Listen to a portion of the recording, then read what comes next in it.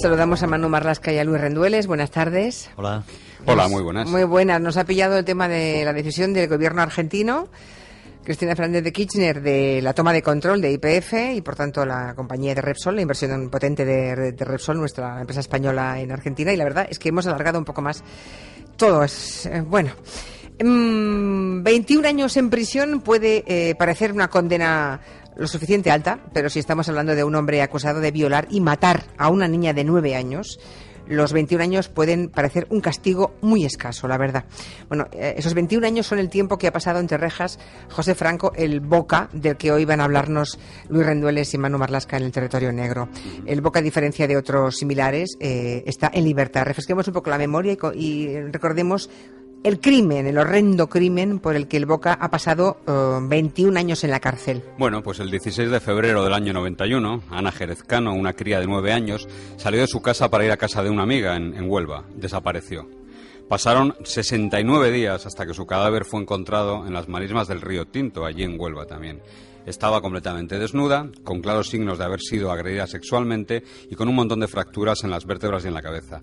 Tal era el estado del cuerpo que el forense y la policía ni siquiera permitieron a la familia enseñar el cuerpo, o sea, que viesen el cuerpo. Bien, un caso que desgraciadamente, perdónenme, pero es que cuando oigo se me ponen los pelos de punta, es casi insoportable escucharlo. Un caso que desgraciadamente pues parece calcado de otros muchos, ¿no? Las investigaciones creo que apuntaron muy rápidamente a el Boca, a este tipo, ¿no? Eso es. José Franco, el Boca, era tío de Raquel, que era una niña, una de las mejores amigas de la víctima, de Ana Jerez. Y el Boca era un alcohólico, tenía antecedentes por robo y por violación. La policía apuntó, como dices, muy pronto hacia él e incluso metió un agente encubierto, un policía disfrazado de paisano, en su círculo más cercano, que se hizo amiguete de él, ¿no? Franco se había interesado mucho por las investigaciones sobre la desaparición de la niña, incluso estuvo con la policía a muy pocos metros del lugar en el que finalmente fue hallado el cuerpo de Ana Jerez. Bueno, imagino que cuando encontraron el cuerpo de la niña es cuando decidieron ya detenerle a él. Así, ¿no? es, y le detuvieron en 2 ocasiones, además. La primera vez fue puesto en libertad, después de que lo negase todo, diciendo que el día de la desaparición de Ana Jerez estaba borracho como una cuba desde primera hora de la mañana. Le dejaron en la calle y le volvieron a detener y a encarcelar después de que una testigo dijese que le había visto con la víctima en las horas siguientes a la desaparición de la niña. ¿Y en la segunda ocasión confesó, entonces? No, tampoco. Jamás ha confesado en 21 años. No. El Boca mintió desde el primer momento, o al menos eso es lo que creen la policía, el fiscal y los jueces que le condenaron, ¿no? Lo cierto es que el Boca negó incluso que conociera a la niña, Ana Jerez Cano, cuando era el tío de una de las mejores amigas de ella y la había visto muchas veces a la cría. Ya. Incluso la madre de la víctima, la madre de Ana, Adoración, recordó en el juicio contra el Boca cómo le inquietaban las miradas que el hombre le lanzaba a su hija cuando la veía por el barrio. Entonces, ¿había suficientes pruebas contra él? Bueno, la principal prueba fue esa testigo de la que te he hablado, Sí. que dijo haberle visto con Ana Jerez vistiendo un chándal negro, un chándal que por cierto nunca fue encontrado. Y precisamente una fibra de ese color, de color negro y de una textura como de un chándal, fue encontrada entre los dedos de la cría y esa prueba fue la principal prueba material contra José Franco. Fíjense a veces en que tiene que basarse la justicia, ¿eh? En casa del Boca se encontraron fibras idénticas a esa que podía corresponder con ese chándal que vestía según Ya. la testigo. O sea, muy pocas pruebas que, sin embargo, hombre, menos mal fueron suficientes para condenarle a 44 años de prisión, que es un fallo que ratificó, que dio por bueno el Tribunal Supremo. Es cierto que no había demasiadas pruebas, pero es que el testimonio del Boca estuvo lleno de lagunas, de olvidos, de mentiras. Negó conocer a la niña, como hemos hablado, negó conocer las marismas de la zona, dijo como única coartada del día del crimen que él se había tomado entre 30 y 40 cubatas y que no recordaba nada. No pudo, tal y como recordó el tribunal en su fallo, desvirtuar las escasas pruebas que había contra él y no pudo tampoco dar una versión más o menos coherente de sus movimientos. Además, la sentencia sentó un precedente, ¿no? Sí, en aquella sentencia que yo recuerdo bien de la Audiencia Provincial de Huelva, se decía que cualquier beneficio o reducción de pena debía aplicarse a partir de los 44 años de condena, no a partir de los 30, que es el máximo tiempo de permanencia en prisión, ¿no? Uh-huh. La ley dejaba esa posibilidad a los jueces y estos jueces sí que lo aplicaron, apenas se aplicaba. Es decir, lo que hicieron fue aplicar lo que hoy se conoce como la doctrina Parot, mucho antes de que el terrorista de ETA fuese tristemente famoso. Antes de que hubiera la doctrina Parot ya lo aplicaron. Bien, entonces, ¿por qué esos jueces de Huelva adoptaron esa medida, que entonces era casi insólita? ¿Qué les hizo pensar? Pues el crimen de Ana Jerez Cano sucedió en un momento durísimo, una etapa durísima, porque aquellos años, a principios de los 90, se sucedieron los crímenes de menores y jóvenes a manos de violadores. Ya. Muchos de ellos ya tenían antecedentes y algunos estaban de permiso de la cárcel en el momento en que cometían los crímenes, ¿no? Hay nombres asociados a esos crímenes: Olga Sangrador, Laura Domingo en Burgos, Leticia Lebrato en Portugalete en Bilbao, Marta Obregón, las 3 niñas de Alcácer, Miriam Toñi y Desiree. Todo eso fue en esos años 91-92, ¿no? Claro. Fue la época en la que el ministro Corcuera dijo aquello de que los experimentos con casera o con gaseosa, refiriéndose a los permisos, a las libertades que quizá con demasiada alegría concedían entonces los jueces de prisiones, de vigilancia penitenciaria. Por tanto, a este repugnante asesino se le aplicó por anticipado la doctrina Parot. No se le aplicó porque el Tribunal Supremo tumbó esa parte de la sentencia 4 años después de ser dictada. ¿Qué me dices? Dejó la pena de 44 años, pero tumbó esa parte. Y es muy curioso lo que decía el fallo del Alto Tribunal.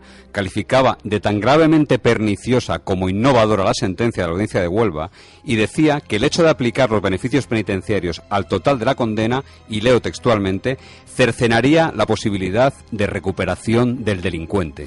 Hombre, visto así parece lo que dijo el Supremo, ¿no? Pero ¿ha habido alguna recuperación en este caso por lo que vimos cuando salió de la cárcel? La respuesta es no. Preparando este territorio negro hemos preguntado en busca de alguna noticia un poco alentadora y nos decían que José Franco es un síntoma, uno de los mayores fracasos del sistema carcelario español, ¿no?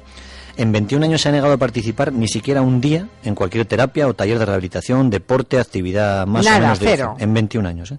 Jamás ha mostrado un ápice de arrepentimiento, ha pedido consejo a alguien, ha pedido ayuda, y se puede decir tranquilamente que sale de prisión igual que entró hace 21 años. No ha disfrutado en este tiempo de un solo permiso, ni siquiera de un fin de semana, por la gravedad de los hechos de los que estaba acusado y porque estaba estancado, no progresado. O sea que las imágenes que vimos, porque yo recuerdo saliendo de la cárcel con actitud desafiante, diciendo que no tenía que pedir perdón a nadie, que no se arrepentía de nada, que se había pasado 20 años en la cárcel por la cara. Eso es. Salió de esa guisa hace unos días, todos tenemos las imágenes, con ese gorrito de lana y esa mochila. Y es que él siempre ha seguido negando la autoría del crimen. Incluso su defensa alimentó alguna extraña teoría conspiratoria cercana a eso, a teorías conspiratorias, ¿no? Su abogado presentó un recurso ante el Supremo en el que se decía que un vidente le había contado que un tipo le confesó antes de morir que había matado a Ana María Jerez Cano para ofrecerle su cuerpo a Satán. Después, cuando Santiago del Valle, el asesino Mariluz Cortés, se hizo célebre, se hizo famoso, hubo quien le quiso colocar también el crimen de Ana Jerez, o al menos la cooperación con el Boca, hablando de una supuesta amistad entre los dos criminales. El caso es que llegamos a este mes de abril, con 21 años cumplidos, ni un solo permiso, desde luego muy lejos de los 44 años que marcaba la sentencia. El tipo este repugnante, José Franco el Boca, sale en libertad, pese a que la pobre familia de la cría, de la víctima, intentó por todos los medios que se le aplicase la doctrina Parot. Sí, Adoración Cano, la madre de Ana, recogió firmas por toda España, hizo todo lo que pudo para evitar que el asesino saliera en libertad. Quería que la Audiencia de Huelva contemplara en este caso la doctrina Parot, y de esta manera José Franco, si los magistrados hubiesen atendido lo que pedía, no habría estado en la calle hasta el año 2020, es decir, le hubiesen caído otros 8 años más en prisión. Claro, 8 años más. Bueno, la pregunta es, ¿qué demonio ha pasado? O sea, ¿por qué en este caso tan flagrante no se ha aplicado esa doctrina Parot, como se ha hecho, por ejemplo, con otros asesinos? ¿Por qué? Pues es un caso procesalmente bastante complejo, pero vamos a intentar explicarlo para que lo entienda todo el mundo. Lo que dice la Audiencia de Huelva es que el Tribunal Supremo ya dijo en 1994, cuando falló en torno al recurso a la sentencia de la Audiencia Provincial, dijo el Supremo ya que al Boca no se le podían aplicar los beneficios penitenciarios que contemplaba el Código Penal de 1973 sobre su tiempo de condena. No se le podía aplicar sobre los 44 años, sino sobre los 30. Aunque no se llamase entonces doctrina Parot, era exactamente lo mismo. Y la Audiencia dice que no puede aplicar algo que el Supremo ya tumbó hace 16 años. Ya, pero en este caso, como habéis dicho, el Supremo sí que hablaba de la rehabilitación del delincuente. Decía, no, porque eso es condenar al delincuente a no rehabilitarse, pero es que no se ha rehabilitado, eso no ha ocurrido. Ese es el agujero, ¿no? La Audiencia podría haber aplicado aquí la doctrina Parot perfectamente, como han hecho muchas otras audiencias provinciales, y esperar a ver si el Supremo la mantenía, pero han preferido ir a lo seguro y no correr el riesgo de que le rectificaran, de que el alto tribunal les echara por tierra eso, ¿no? Eso ha enfadado mucho a la madre de Ana de Adoración Cano, que se ha quejado muchas veces del trato que le dan los jueces durante estos años. Y alguno hasta se ha permitido el lujo de echar a la madre de la niña de su despacho. ¿Qué me dices? Pobre mujer, o sea, lo único a la que solo le queda el único consuelo de que este desgraciado en fin, nos saca de la cárcel, y ahora lo único es que no se acerque por Huelva, es lo único, ¿no? Sí, se lo han prohibido. Según la sentencia, José Franco no puede ni residir ni acercarse siquiera a Huelva. La familia de Ana Jerez Cano ha solicitado además a la Audiencia que esa orden de alejamiento se extienda a Madrid, porque allí vive una hermana de la niña asesinada por el Boca. Imagínate. Pero los jueces, o al menos algunos jueces, hacen cosas verdaderamente surrealistas. Eso seguro que lo dices por algo. Una semana después de que el Boca saliera en libertad y tras el follón mediático que se montó, la audiencia de Huelva decidió citarle para que le comunicara su domicilio y le citó en Huelva, el ¿Cómo? sitio donde tenía prohibido ir. De esta manera, el mismo juez, el mismo tribunal que dictaba la orden de alejamiento de Huelva, le invitaba a romperla, claro. Claro, si tenía que ir a... Bueno, más que surrealista, se me ocurre un adjetivo peor. Bueno, ¿y el Boca se presentó en Huelva? No se presentó naturalmente. Y saltaron las alarmas, naturalmente, aunque no es cierto que se ordenase una búsqueda y captura contra él. A todos los efectos, nos guste o no, y nos gusta muy poco, es un hombre libre. Lo que se dictó fue una averiguación de paradero. La policía debía buscarle simplemente para decirle a la audiencia de Huelva dónde residía. ¿Y este hombre qué hizo al salir de prisión? Es decir, ¿qué pasos dio? Porque imagino que mucha gente no estará muy tranquila sabiendo que este tipo anda por ahí sin rehabilitarse y habiendo cometido un crimen tan atroz. Lo que sabemos es que se pasó por el barrio de Triana, en Sevilla, se puso en contacto con su hermano, que vive por la zona, viajó a Ciudad Real, donde durmió en un albergue, días después llegó a Madrid, donde también se alojó en un refugio para indigentes, y cuando paseaba por el barrio de Ciudad Lineal, aquí en Madrid, le encontró una patrulla de la Policía Municipal que lo reconoció y lo trasladó a la comisaría de centro para que dijese dónde va a vivir, dónde está viviendo, para ser citado en el futuro.